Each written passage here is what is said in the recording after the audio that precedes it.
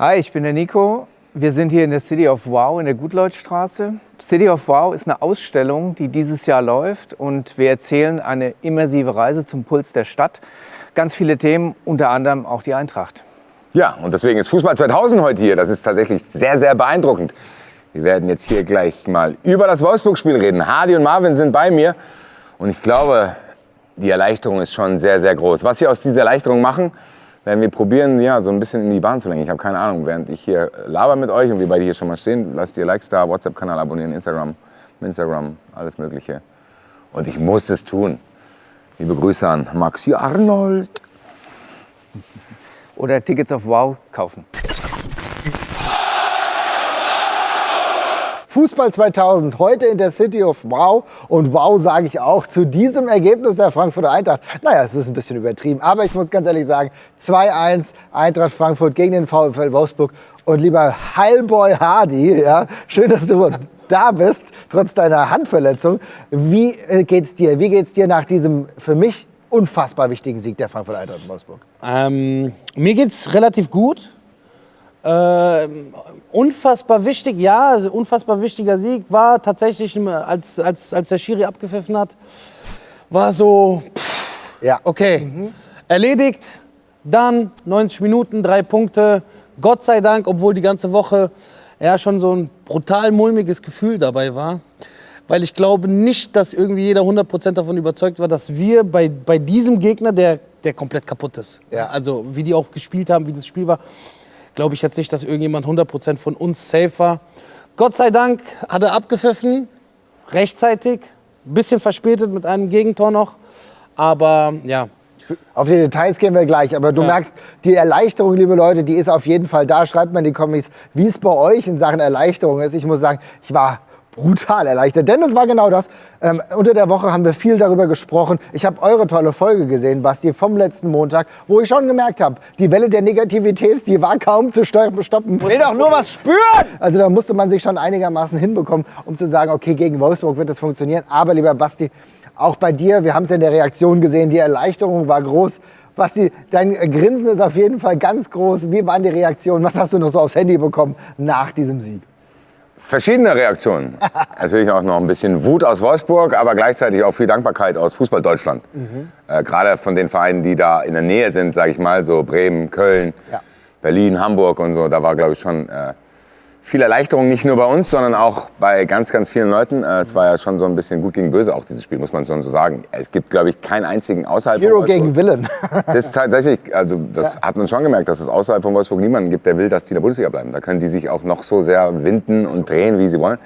Das war deswegen tatsächlich auch, ja, auch hier, wir können gleich einen Counter einblenden, eine große Erleichterung bei mir, weil die Anspannung dementsprechend groß war. Du hast es gesagt, du kommst aus diesem Köln-Spiel raus und hattest ja eigentlich so einen Moment, wo du dachtest, boah geil, 2-0-Führung zu Hause, die Stimmung ist gut. Und das ist ja dann auch wieder in die Binsen gegangen. Deswegen war man vor diesem Spiel ja auch so ein bisschen ratlos. Welches Gesicht zeigt die Eintracht, welches Gesicht zeigt Wolfsburg? Und dieses Spiel hat so ein bisschen dieses unbestimmte Gefühl, will ich es mal nennen, ja eigentlich auch bestätigt, weil, um vielleicht mal so ein bisschen ins Spiel reinzusliden, nach 3, 4, 5 Minuten sah es nicht so aus, als wenn die Eintracht da als Sieger vom Platz geht, sondern das war, wie du es gesagt hast, eine Truppe, die aus Wolfsburg kommt, die es nicht hinbekommen hat, aber hätte hinbekommen können. Definitiv, du sprichst es an. Die Eintracht teilweise so konfus wie das WrestleMania-Booking der WWE. Wir biegen ja ein in die WrestleMania-Woche. Ich weiß, es gibt ja den einen oder anderen, der auch Wrestling-Fan ist. Deswegen schreibt mal in die Kommentare, wie euer Gefühl gerade ist. Aber es ist genau das. Es ist konfus gewesen. Wir starten eigentlich rein. Wir gehen mal in die unterschiedlichen Halbzeiten. Und die erste Halbzeit beginnt gleich mit einem kleinen Lapsus von Zetterer, wo du schon denkst, okay, Erstmal Robin Koch. Ja. Das war gefühlt nach 10 Sekunden. Stimmt, ja. Hat Wolfsburg schon die erste Chance, wo du dachtest, okay, fuck, Alter, was ist denn jetzt los? Und dann kommt die von dir angesprochene Etc.-Geschichte. Und ich hoffe sehr, dass das so ein bisschen zum Symbolbild für Wolfsburg wird. Ich meine, die Älteren unter euch werden sich noch an diese Frank-Baumann-Szene erinnern, wo er aus 5 Metern dem Torwart in die Arme schießt, damals bei diesem dramatischen Nürnberg-Abstieg, wo die Eintracht natürlich von profitiert hat damals.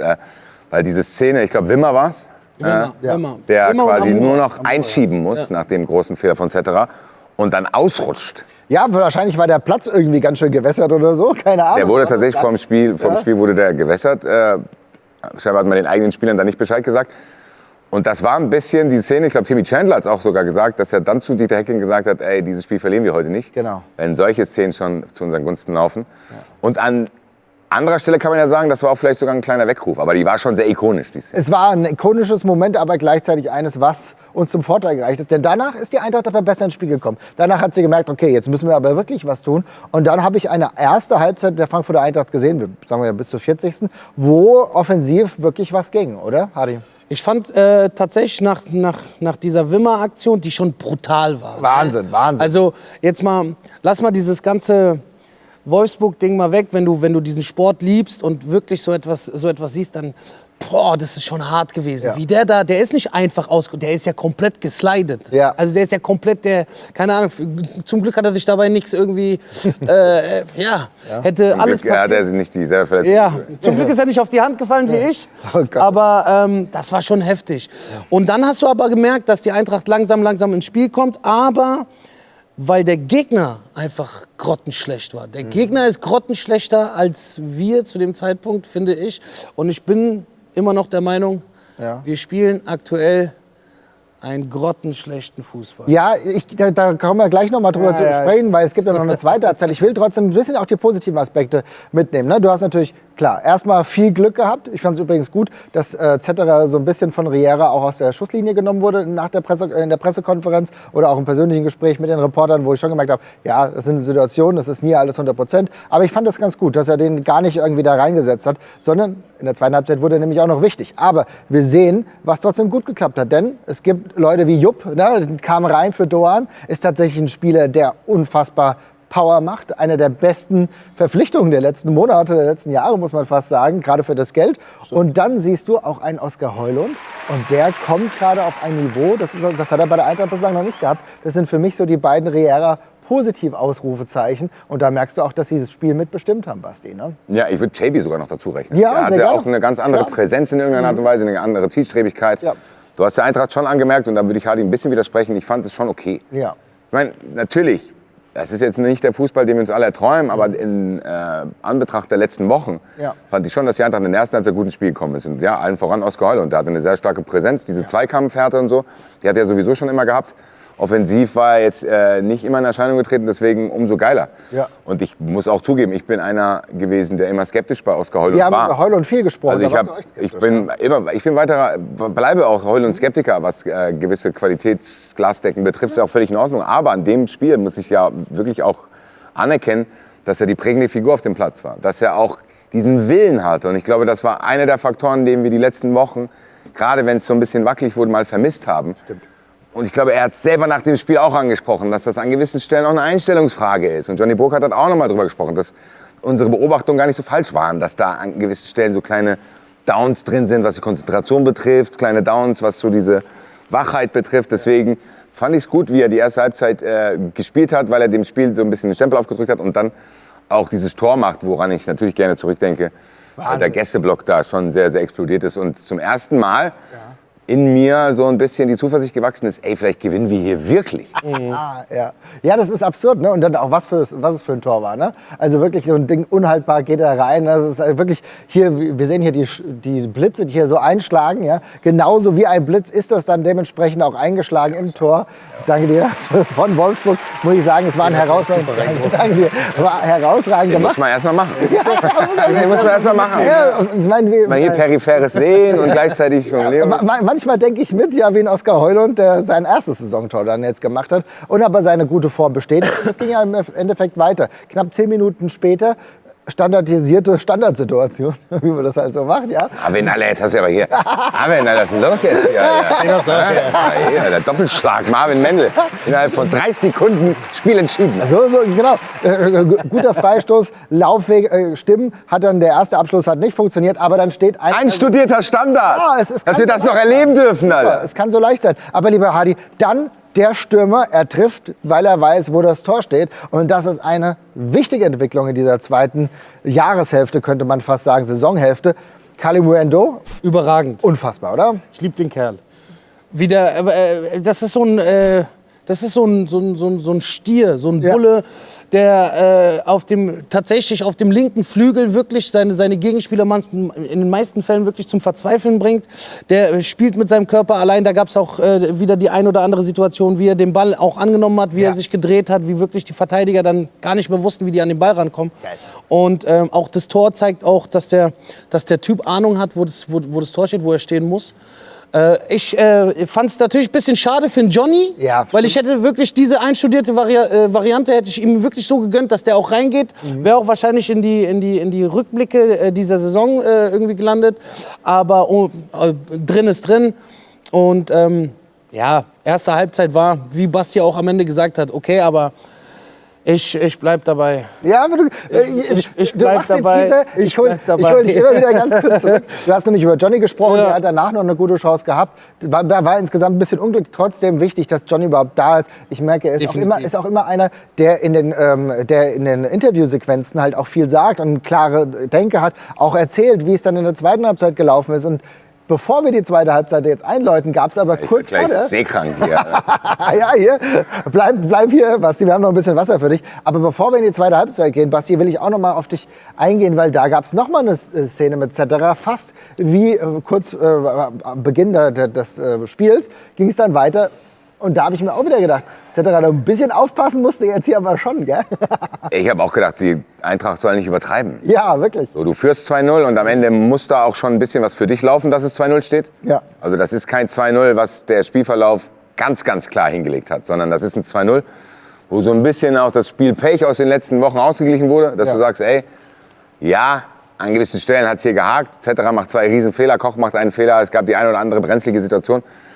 Das ist jetzt kein 2-0 zur Halbzeit vom Spielverlauf her, aber am Ende, ganz ehrlich, scheiß drauf. Am Ende scheiß drauf? Am Ende scheiß drauf. Die Eintracht hat sich selber in Schwierigkeiten gebracht. Wolfsburg konnte das in dem Zustand, in dem es gerade ist, und der ist wirklich, das muss man mal festhalten, der ist dramatisch. Der ist brutal. So, das muss man wirklich beim Gegner auch noch wirklich mit dazu sagen, weil man kriegt natürlich mit, dass Wolfsburg da unten drin hängt, aber man guckt ja maximal dann Sportschau-Zusammenfassungen und man guckt ja keine Wolfsburg-Spiele. Also es gibt ja niemand, der zu Hause sitzt und denkt, boah geil, jetzt gucke ich mir mal 90 Minuten Wolfsburg an, sondern das mal 90 Minuten zu sehen, das war schon sinnbildlich, auch dass die das eben nicht nutzen können, weil es gehört ja auch dazu. Es gibt ja einmal, dass du das anbietest und du quasi selber ein bisschen was dazu beiträgst, aber der Gegner muss es halt auch nutzen. Dazu waren die gar nicht in der Lage. Und das ist ja genau der Punkt, denn jetzt kommen wir zur zweiten Halbzeit. Die Eintracht hat nämlich plötzlich wirklich so gespielt, als würden sie denen alles anbieten. Also die Eintracht hat die Arme ausgebreitet, ja, die Arme ausgebreitet und hat gesagt, gib mir eine. Genau. Und der Einzige, der dann aber dagegen gehalten hat, und jetzt müssen wir von dem Cetera-Bashing in dieses Cetera-Lob kommen, war dann nämlich Cetera, der gleich zu Beginn der zweiten Halbzeit erstmal, glaube ich, eine Ecke, bei der Ecke gut geklärt hat, dann bei einem Freistoß gut geklärt hat und dafür gesorgt hat, dass die Eintracht eben nicht in Rückstand geraten ist. Denn da war es nämlich genauso, wie Basti sagt. Hadi, das war schon krass, wie die Eintracht sich quasi ergeben hat und gedacht, na, Wolfsburg kommt mal an. Offline-Modus. Was war da denn los? Absoluter Offline-Modus. Mit Anpfiff, zweite Halbzeit du hast schon direkt beim Anpfiff hast du gemerkt, okay, zweite Halbzeit, Eintracht, typisch für diese Saison. Und nochmal, jeder andere Gegner, selbst Heidenheim, hätte in dieser Situation das Ding gedreht. Ja, wahrscheinlich schon. Hätte in dieser Situation das Ding gedreht. 100% bin ich felsenfest davon überzeugt. Aber Wolfsburg ist halt gerade einfach, das hast du, wie Basti gerade gesagt hat. Ja. Keiner guckt ein Wolfsburg-Spiel. Ja. Du musst es dann gucken, wenn es gegen die eigene Truppe geht. Und dann siehst du halt auch einfach so, was da abgeht. Ja. Und dass du das Ding so in der zweiten Halbzeit komplett Offline-Modus, komplett Fußballspielen eingestellt. Jeder Ball in der 50. Minute fängt schon an, dass jeder Ball aus dem eigenen Strafraum nach draußen gedonnert wurde und die wieder hinten eingeschnürt wurden. Aber wobei, da muss ich auch noch mal hinzufügen, ich hatte trotzdem in der zweiten Halbzeit, ich hatte nie das Gefühl, tatsächlich, dass wir das Spiel verlieren gegen Wolfsburg. Okay. Weil es war so ein langweiliger Kick, der einfach nur Richtung Schlusspfiff gegangen ist und typisch halt einfach. Aber das finde ich spannend, Hadi, weil ich muss sagen, ich hatte tatsächlich, da kam wieder diese Eintracht-Angst hoch und ehrlich gesagt bestätigt sich das schon ein bisschen, natürlich mit dem Ergebnis war es ja dann gut, aber wenn ich mir die Statistik angucke, es waren 2 völlig verschiedene Halbzeiten. So die erste Halbzeit, das muss ja mal geben, 3:1 Großchancen für die Eintracht, wir hatten 56% Ballbesitz und waren deutlich dominanter, viel mehr Pässe. In der zweiten Halbzeit, dann siehst du, war es ganz anders. Wir hatten keine Großchance und 5 Großchancen für Wolfsburg. Es gab allein in der zweiten Halbzeit 5 zu 19 Torschüssen. Ja. 19 Torschüsse von Wolfsburg, wo du siehst, okay, die Eintracht hat so viel zurückgefahren, Ballbesitz nur noch bei 42%. Da merkst du, dass die Eintracht sich komplett hat gehen lassen, Basti. Und das kam ja auch, Johnny hat es ja auch in der Betrachtung danach gesagt und auch in Riera hat natürlich die Fehler nochmal aufgezeigt. Aber diese 2 Halbzeiten, dass die Eintracht immer diese 2 unterschiedlichen Halbzeiten hat, das ist schon scheiße ärgerlich. Ja, und ich hatte tatsächlich richtig Angst. Ja. Weil Wolfsburg hat es ja trotzdem probiert. Man kann der Mannschaft von Wolfsburg, glaube ich, einen Satz gar nicht vorwerfen, dass man sagen kann, ey, ihr habt euch... Nee, also die Wolfsburger Mannschaft hat sich nicht gehen lassen. Nee. Sondern du merkst an gewissen Stellen, dass die so verunsichert sind, dass sie nicht besser können. Richtig, ja. Das ist eine vogelwilde Truppe, die gar kein Zutrauen hat, die untereinander auch irgendwie nicht zusammenpasst. Und das ist der einzige Grund, warum dieses Spiel gewonnen wurde. Die Eintracht hat dazu in der zweiten Halbzeit gar nichts dabei getragen. Nee. Das heißt, du hast einfach 45 Minuten dich mit ausgebreiteten Armen hingestellt und die haben es nicht geschafft, trotz fehlender Deckung, dich umzuhauen. Das sagt viel über Wolfsburg aus, das sagt aber auch viel über die Eintracht aus. Genau. Weil ein Gegner, der ein bisschen in einer gewohnten Systematik drin ist, der kann diese Lücken oder diese mangelnde Bereitschaft der Eintracht dann irgendwie noch mitzuarbeiten, eiskalt ausnutzen. Du hättest gegen keine andere Mannschaft wahrscheinlich dieses Spiel gewonnen, außer gegen Wolfsburg. Ich glaube tatsächlich, dass wenn da eine eingespielte Mannschaft ist, die weiß, okay, alles klar, dass die Stunde geschlagen hat, go, go, go, gleich steht es hier 3-2 für uns. Ja. Wolfsburg war an dem Tag dazu nicht in der Lage. Ja. Und ich bin nach dem Spiel dann aber auch in so einem Modus gewesen, wo ich gesagt habe, das ist mir jetzt auch egal. So, das ist genau das. Das sind Probleme, die haben wir in den letzten Wochen ausführlichst besprochen. Ja. Das sind Probleme, von denen man mittlerweile auch leider akzeptiert hat, dass die tiefer in den Klamotten hängen, als man will. Aber an dem Tag muss ich auch heute noch sagen, das ist mir scheißegal. Was du ansprichst, das finde ich ist genau der Punkt. Denn ich habe halt die letzte Woche irgendwie darüber nachgedacht und es hat sich alles auf dieses Spiel zentriert. Ja, weil und das ist gewonnen. Ja, genau. Du hattest ja auch, letzte Woche hattest du ja auch gemeint, naja, irgendwie in diese Saison kommen. Und das war jetzt, für mich war dieses Spiel tatsächlich das letzte Highlight-Spiel. Das hört sich jetzt so blöd an, weil du nicht genau weißt, geht es noch in die andere Richtung. Wir werden gleich darüber sprechen, wo es tatsächlich vielleicht das noch hingehen kann. Aber für mich war das jetzt in der Kurzfristbetrachtung von der Emotionalität, weil wir natürlich auch diese Situation haben. Wolfsburg, Plastikclub, hat andere Probleme. VW hat auch tatsächlich mal andere Probleme. Vielleicht muss man sich wirklich mal darum kümmern, dass es der Fußballverein zu supporten nicht die schlauste Idee ist, sein Geld rauszublasen. Insbesondere, wenn der Konzern andere Probleme hat. Egal. Aber es ist halt auch ein Plastikclub und wir kennen diese Distinktion.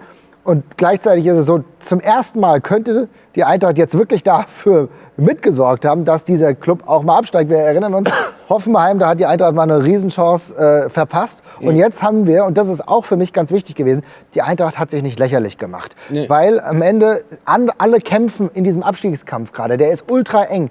Es gibt, St. Pauli hat bis auf das letzte Spiel jetzt gegen die Bayern eigentlich eine ganz gute Rückrunde gehabt, kann man sagen. Es gibt andere, die auch versuchen. Und dann haben wir nicht negativ eingegriffen. Das war für mich tatsächlich wichtig, wo man sagen kann, man kann den anderen Vereinen auch in die Augen blicken, ohne zu sagen, ey, wir haben da wieder einen Ball gedroppt. Weißt du, für mich war das so ein Thema.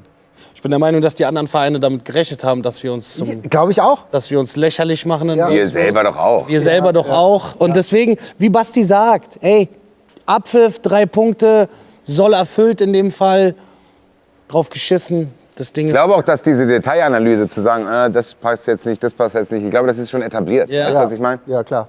Also das ist etabliert. Ich glaube auch nicht, dass die Verantwortlichen so blind sind, das nicht zu sehen. Nee. Sondern da stimmt irgendwas nicht an gewissen Stellen. Ja. Da stimmt es in der Einstellung, in der Systematik, von der Zusammenstellung der Spieler, von der Kommunikation. All diese Dinge in den letzten Jahren, das sind ja keine unbekannten Sachen. Nee. Ich glaube, das ist festgehalten, da kann man einen Haken dran machen. Festgestellt, muss man mal gucken, wie die in den nächsten Wochen oder Richtung Sommer gerade beseitigt werden. Aber für diesen Tag ist es egal. Ja. Leute, wir können nicht die ganze Zeit Angst haben und dann am Ende beschweren, wenn die Eintracht dann einfach gewinnt. Dann ist mir das Wie für dieses singuläre Spiel betrachtet, ist mir jetzt vollkommen egal, wie das zustande gekommen ist, weil Hauptsache es ist zustande gekommen. Weil ich glaube, um mal in diesem Multiversum zu leben, wo es schief geht, das schleppst du lange mit. Ja. Du schleppst es lange mit, das geht über Wochen hinaus, dass du denkst, da war eine Chance, Wolfsburg aus der Bundesliga, da wären die Vorwürfe der anderen Vereine gewesen, absolut zu Recht, die Zweifel an sich selber. Du hättest, und das dürfen wir auch nicht vergessen, diese ganzen aufgeheizten Diskussionen, die es eh schon gibt, die wären noch intensiver geworden. Die eskalieren ja jetzt an gewissen Stellen sowieso schon völlig wahnsinnig. Ja. Deswegen einfach dieses Spiel gewonnen. Wir haben unseren Dienst getan, was das betrifft. Jetzt geht's weiter. Mal gucken, wie es endgültig damit ausgeht. Aber ja, die Frage, die sich mir so ein bisschen stellt, ist, was kommt jetzt? Ja, und da kann ich dir sagen, dass du tatsächlich eigentlich gerade in einer Situation bist, wo plötzlich doch wieder mehr möglich ist, als man eigentlich denken konnte. Denn leider hat Freiburg gewonnen. Da merkst du auch, die haben richtig Bock auf Europa. Das ist wirklich, es bleibt der große Gegner, wenn ich sehe, mit welcher Euphorie. Mainz übrigens auch. Respekt an diese beiden Vereine, die europäisch diese Wettbewerbe richtig angenommen haben und Freiburg trotz Doppelbelastung auch weiterhin in der Bundesliga wichtige Punkte holt. Deswegen hängen die uns mit, glaube ich, 2 Punkten jetzt an den Fersen. Und trotzdem ist es so, dass die Frankfurter Eintracht die Möglichkeit hat, irgendwie doch nochmal ganz geiles Ziele zu erreichen. Denn wir haben die 3 Punkte geholt. Und wenn Freiburg und Mainz weitermachen europäisch, wenn die weiterhin brillieren, wenn gleichzeitig auch die Bayern weiter so gut funktionieren, kann es am Ende sogar so sein, dass der Platz, auf dem wir gerade stehen, sogar nicht nur für die Conference League reicht, sondern am Ende für die Europa League. Und das ist so diese Mini-Flamme, die ich gerade noch in mir spüre, die gerade jetzt nach Wolfsburg höher gekommen ist oder groß am Brennen ist, will ich fast sagen, Hadi. Ist das denn nicht dieses Ziel, was man jetzt doch noch erreichen muss? Denn am Ende könnte stehen, Finale in Frankfurt. Ja, das ist dieser Traum, den, glaube ich, jeder hat. Aber ich bin mittlerweile schon so eingestellt, dass ich wirklich nur noch von Spiel zu Spiel schaue. Oh Mann, Also 3 Euro ein. Nein, ich weiß nicht, die Luft ist irgendwie raus. Die Luft ist irgendwie raus. Ich will das hier gerade mal anzünden und du sagst, die Luft ist raus. Was ist denn jetzt hier? Ich weiß, ich habe auch Schwierigkeiten, mich irgendwie wieder dafür anzünden zu lassen. So. Ja. Weil es ist halt einfach, es ist zu viel passiert. Ja. Es ist in dieser Saison einfach zu viel passiert. Es ist viel zu viel irgendwie in die komplett andere Richtung gegangen. Dann gab es wieder eine kleine Flamme, wie du gesagt hast. Dann hast du diese Flamme gesehen. Beste Beispiel hatten wir vor dem Wolfsburg-Spiel. Basti hat's gesagt, du führst 2-0 gegen Köln. Du hast in diesem Stadion wieder einen Schub. Du hast wieder gute Laune. Du freust dich wieder praktisch auf das restliche Wochenende. Und dann passiert wieder sowas. Ja. So, und ja, da ist so ein bisschen so, keine Ahnung, mir fehlt so ein bisschen die Energie für mich selber, so irgendwie, deswegen sage ich schaue von Spiel zu Spiel. Ja. Samstag 18:30 Uhr, der nächste Plastikclub kommt. Das ist doch vielleicht aber auch eine Motivation, Basti. Könnte das denn nicht etwas sein, dass man sagt, okay, man sieht das große Ziel vielleicht noch nicht, weil es zu unklar ist und weil die Eintracht immer wieder regelmäßig eingebrochen ist, aber das nächste kleine Ziel könnte vielleicht sein, den nächsten Plastikclub zu ärgern. Um 18:30 Uhr am Samstag in dem vermeintlichen Topspiel gegen Rasenball bzw. Rote Bullen Leipzig. Das tut mir jetzt leid, aber ich kann nichts anderes als Hardy Burger sagen. Ja, hab ich mir schon gedacht. Das tut mir wirklich leid. Ich merke schon hier die deprimierten Truppe hier. Schreibt mir in die Kommentare, wenn ihr Motivationssprüche habt. Ja, schreibt mal so ein paar Wandtattoo-Sprüche. Ja, Mann. Da sind wir schon wieder die Wandtattoos. Ja, genau. Cappuccino ist der Sinn des Lebens. Carpe diem. Carpe diem, ja, genau. Cappuccino, Espresso, Latte Macchiato. Ja, genau. In dieser Küche wird gestritten, gelacht, ja. Geweint. Okay. Familie ist alles. Schreibt ihr mal eure besten Wandtattoos in die Kommentare, weil, ja, ich würde auch gerne in den Modus kommen, den du gerade beschrieben hast. Und der ist auch gar nicht so fern. Nee.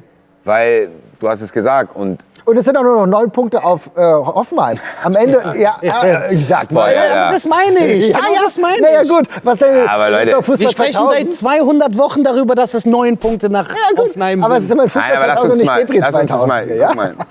Also erstmal hat dieses Wolfsburg-Spiel sich danach angefühlt, wie als hättest du irgendwas Schweres erledigt. Dann ist ja erstmal so ein Spannungsabfall. Ja. Der ist bei mir auch noch da. Wir haben jetzt Montag. Erstmal Pfandflaschen abgegeben. Erstmal gechillt. Erstmal erleichtert. Anspannung fällt ein bisschen ab und jetzt muss man sich neu orientieren. Ja. Und wenn man auf diese Dinge blickt, die du sagst, hast du ja recht. Die Bilanz von Riera, der so groß kritisierte Riera, die liest sich nicht ganz so schlecht. Ich finde es spannend. Es ist wirklich der beste, ich glaube mit Dino Topmüller zusammen, beste Start eines Trainers. Seit Armin Fee, ja. Ja, und das ist halt das Spannende. Ne? Du siehst tatsächlich nicht, wie sich das in der Realität, also in der Realität ist es so, aber medial gibt sich das ganz anders wieder. Und da haben wir, Basti, du hast ja vorhin schon angesprochen, angedeutet, die Welle der Negativität. Vielleicht wird das ja zumindest zeitweise ein wenig geklettert. Aber Basti, du wolltest ja, aber trotzdem, bei mir ist es auch so, ich glaube, dass ich dieselben Trust-Issues wie Hardy habe, zu sagen, okay, noch einen euphorischen Anlauf zu nehmen, zu sagen, let's go, let's go, let's go, weiß ich nicht ganz genau, weil das momentan fühlt sich für mich halt noch nicht so an. Wenn das bei anderen anders ist, gerne. Und am Ende ist es jetzt auch nicht so, dass die Saison vorbei ist, sondern man muss jetzt mal gucken, was geht. Aber gleichzeitig muss ich sagen, der Ausblick Conference League ist nichts, was mich komplett anzündet. Diese schwankende Truppe ist nichts, was mich komplett anzündet. Diese latente Unruhe an allen Stellen ist nichts, was mich anzündet. Klar. Am Ende glaube ich, dass ich nicht lüge und ich will euch auch nicht anlügen.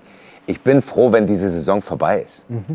Weißt du? Wir hatten jetzt dieses singuläre Highlight und wir haben wirklich das absolute Worst-Case-Szenario vermieden. Das war für mich auch das wichtigste Spiel jetzt in Betrachtung in der nächsten Zeit.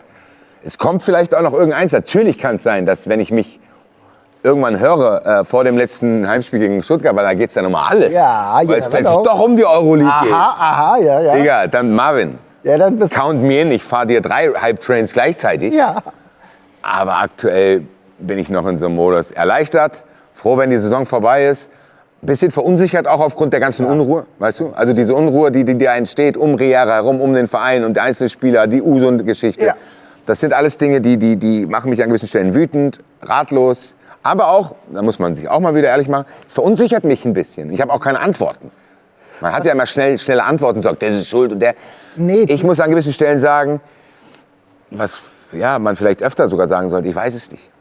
Basti, es ist auch okay. Wir wissen es alle nicht. Wir stochern manchmal, wir analysieren, wir gehen der ganzen Sache auch nach. Und wir merken natürlich gleichzeitig das positive Elemente. Ich habe eben Højlund angesprochen, das finde ich positiv. Dass Jupp so gut funktioniert, dass ein Kalimuendo gut funktioniert. Du hast ja gute Storys auch, ja? Sind auch alles gute Momente, die in der Welle der Negativität manchmal verloren gehen. Und trotzdem gibt es aber keine klare Situation, wo wir sagen können, daran liegt es, dass es gerade trotzdem auch atmosphärisch Komplikationen gibt. Ja, du hast ja auch keine Sicherheit im Sinne von, du weißt nicht, in welchem Wettbewerb spielst du nächstes Jahr. Richtig, du weißt nicht, wer da ist. Du weißt nicht, ist der Trainer nächstes Jahr noch da. Du weißt nicht, welcher Verantwortliche ist nächstes Jahr noch da. Das heißt, so ein Ausblick auf den Sommer zu sagen, ja, es ist jetzt nur Baustelle X, Baustelle Y, die können wir mit einer Stimme, mit einem Vibe zusammen irgendwie bewältigen. Das hast du ja gar nicht. Du kannst dir momentan, was so die Szenarien betrifft, alles vorstellen. Ja. Du hast das Gefühl, ich habe gar keine Ahnung, was ist im Sommer? Das stimmt. Aber Basti, du hast gerade gesagt, mit einer Stimme. Und das ist ja das, was uns zumindest auf die nächste Aufgabe wirklich hinziehen kann, ist, dass du klar sicher sein kannst, dass die Kurve und das Stadion auf jeden Fall mit einer Stimme gegen RB sprechen wird. Das hat die letzten Jahre sich immer wieder ausgezeichnet. Ich erinnere noch an diese Tennisball-Aktion damals. Ja, das waren alles Phasen, wo, glaube ich, alle Eintracht-Fans an diesem Tag dann wieder zusammenkommen. Es ist abends, es ist Flutlichtspiel. Allein das ist doch singulär betrachtet schon mal eine geile Sache, dass du RB ein wenig ärgern kannst, während die gerade die Champions League klar machen wollen. Samstagabend gegen RB ist kann bestimmt geil werden. Mich erinnert das alles so ein bisschen so an so ein Schuljahr, wo der Lehrer zu dir kommt und sagt, du, pass auf, dein Vokabeltest ist deine letzte Chance, um noch eine 4 zu kriegen, um das Jahr zu bestehen. Ja. So war das mit Wolfsburg. Okay, wir haben gewonnen, zack, war stets bemüht, gut, ja. Ne, stand im Zeugnis drin. Und jetzt gucken wir halt einfach mal. Also. Aber das Geile ist, dass du das mit einer 4 vergleichst. Weil ganz ehrlich... Ausreichend, das hat ausgereicht, ja. Aber da müssen wir doch auch trotzdem auch mal ein bisschen klarkommen, weil ich verstehe das. Schreibt ihr mal in die Kommentare, welche Note ihr jetzt gerade verteilen würdet. Weil Fakt ist, wir stehen auf der 7, ist das wirklich eine 4. Weil wenn wir die letzten Jahrzehnte der Eintracht vergleichen, ist eine 7, dass wir die Möglichkeit haben, auf jeden Fall europäisch unterwegs zu sein. Eigentlich viel, viel geiler. Aber man merkt, wo wir herkommen. Man merkt, dass es Komplikationen gibt und auch atmosphärische Stimmungsschwankungen gerade, die das eigentlich die Bewertung viel schlechter machen, als sie eigentlich faktisch ist, Basti. Und das ist ja aber auch genau diese Ebene oder die beiden Ebenen, zwischen denen man so lebt. Ja. Man guckt sich die Tabelle an. Ja. Und man weiß ja auch, dass ein Verein wie die Eintracht, gerade mit unseren Voraussetzungen, so ein Jahr immer drin haben kann. So. Es könnte auch viel dramatischer sein. Völlig. Also wenn du mit dem Vibe auf Platz 7 stehst und auch theoretisch Chance auf die Euroleague hast. Exakt. Bei der Stimmung, die wir gerade dieses Jahr haben, mit all den Baustellen, Digga, dann ist alles in Ordnung. Ja. Du hast einen neuen Trainer, der eine sehr gute Bilanz hat, der mir persönlich von seiner Art, zumindest in der Außendarstellung, sehr gut gefällt. Aber having said that, kriege ich an so vielen Stellen gespiegelt, nee, so toll ist das alles gar nicht. Richtig. Und der Trainer ist nicht cool, der ist scheiße zu den Spielern, der Spieler ist unzufrieden, der will gehen, die Verantwortlichen sind sich nicht mehr grün, die Mannschaft spielt schlecht, die lässt sich gehen, die ist keine Einheit. Jetzt mal ganz kurz, wenn ich den VfB Stuttgart sehe, dann sehe ich da eine Mannschaft, da greift alles ineinander und das ist eine Truppe. Ja. Da sind Leute, die spielen auch schon länger zusammen an gewissen Stellen. Das merkst du übrigens auch. Ja. So, da muss man vielleicht an gewissen Stellen auch mehr Geduld haben. Bei der Eintracht bin ich momentan in der Situation, ich kann dir unsere Startelf nicht mal sagen. Das heißt, die Eintracht hat es 29 Spiele lang nicht geschafft, eine Startelf zu finden. Das heißt, wir leben momentan in so einer Zwischenzone zwischen, ja, eigentlich ist alles gut, aber irgendwie habe ich das Gefühl, es ist irgendwas. Man kennt das ja? Ja. Weißt du, das Gefühl, es ist irgendwas? Das Gefühl, es ist irgendwas. Kennen wir alle. Ja, nein, so weißt du dann. Oder wir kennen das super. Wir kennen das am allerbesten. Das am allerbesten. Das ist diese Situation, Marvin, wenn du irgendjemandem was schreibst. Ja. und hoffst dir eine positive Antwort und er schickt das Emoji zurück. Ja, genau. Weißt du? Auf jeden Er Fall. schickt einfach nur einen Daumen nach hoch zurück und du denkst dir so, Oder dieses normale Emoji. der jetzt sauer? Ja. Dieses Grinsesmiley. Dieses Den ganz normalen Grinsesmiley, das ist übrigens das arroganteste Emoji, was es gibt. Wobei ich sagen muss, da kommt dieses Zwinker-Smiley danach nochmal. Ja, oh, das Zwinker, ey. Zwinker. Die Du verstehst, was ich meine. Arroganz von dem Ja. Zwinker-Emoji. Ja, Ja. Was denk ich bei dem Zwinker-Emoji, denke ich mir so, Digga, was denkst du, wer du bist? Was denkst du, wer du bist? Ich Ja. muss auch sagen, Leute, die das benutzen, sind mir sofort unsympathisch. Also du weißt auch, du weißt ganz genau, dass sie dich eigentlich abfacken wollen mit dem Zwinker-Emoji.